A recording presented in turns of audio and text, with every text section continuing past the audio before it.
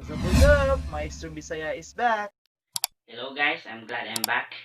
So sa atong mga naigi na video, nagbuhat tag video about function na part 1 of 2.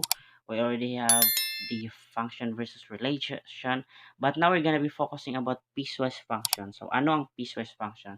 So it is a function that has many parts.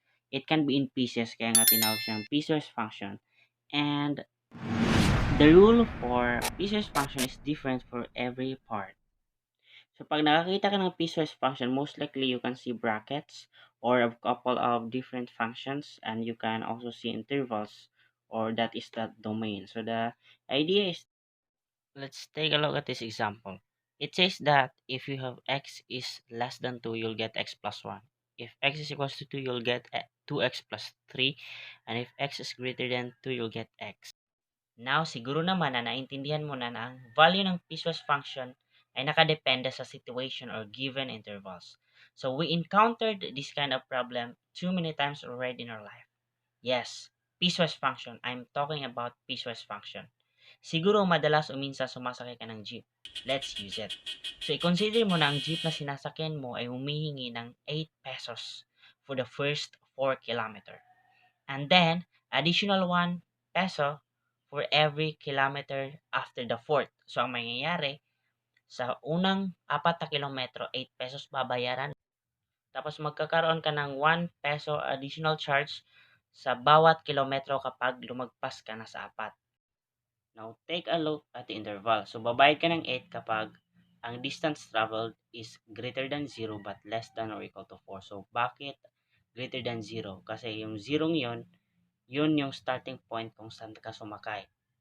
And then, there is no negative distance.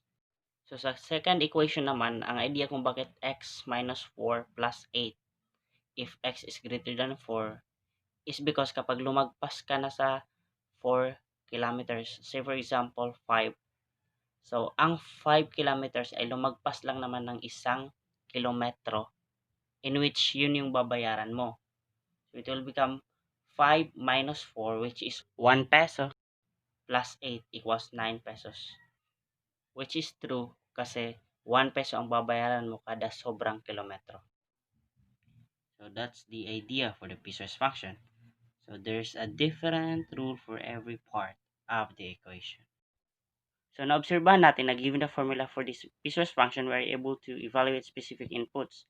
And as you can notice, we created functions that behave differently just based on the x values or the domain.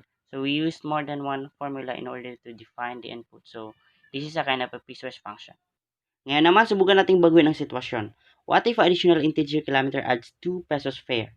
So kanina 1 peso, ngayon naman 2 pesos.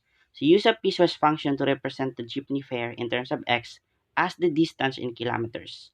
So the problem is almost the same sa kanina, binago lang natin yung additional fare for every succeeding kilometer.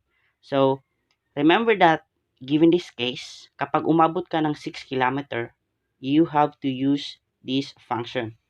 So bakit kailangan siyang gamitin? Is that because 6 belongs to this interval. And we know that 6 is greater than 4.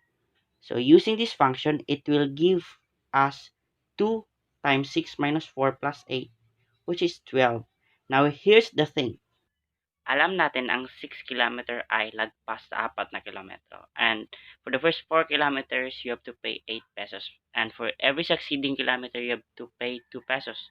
So, ang nangyari, ang babayaran mo ay 8 plus 2 plus 2, which is 12. So, the equation is correct. So, that's it. Easy to understand. Do you want more problem? Kasi ako, no thanks. I don't want problem. Jokes aside, here it is. Kumain ka na ba sa isang fast food restaurant in which all meals come with a cup of rice? And you also have an option to have unlimited rice. I mean, restaurants na nag-o-offer ng only rice. Marami yan dito sa Pilipinas kasi we love it. Now, here's the case. Consider that every meal come with a cup of rice, and of course, you have an option if you want only rice. And then, if you have one rice, you have to pay 100. And then if your rice is greater than 1, I mean if you have more than one rice, you have to pay 120. So that's the case. Now if you get one rice, you will pay 100. If you have 2 rice, you will pay 120. If you have 3 rice, 120 pa rin. If apat, 120 pa rin. So, kung i-graph mo ito, ang mangyayari, it will look like this. So, mapapansin mo parang nakalinya lang sa taas yung values ng 2 pataas kasi they all have the same price. Now, let us move on to some more examples about piecewise function graphs.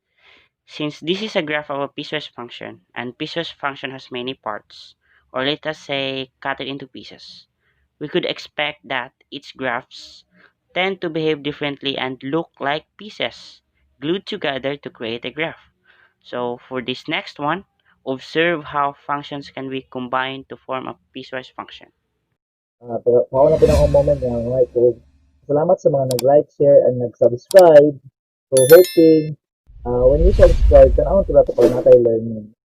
So hinaot pa nga inyong tuwasan mo tanawon ka ng video kay ay mga nag-submit sa form medyo kulang ang ilang mga solution. So kung kulang ang solution, ito sabot, iya po maayo ang ilang pag-answer, napay kulang.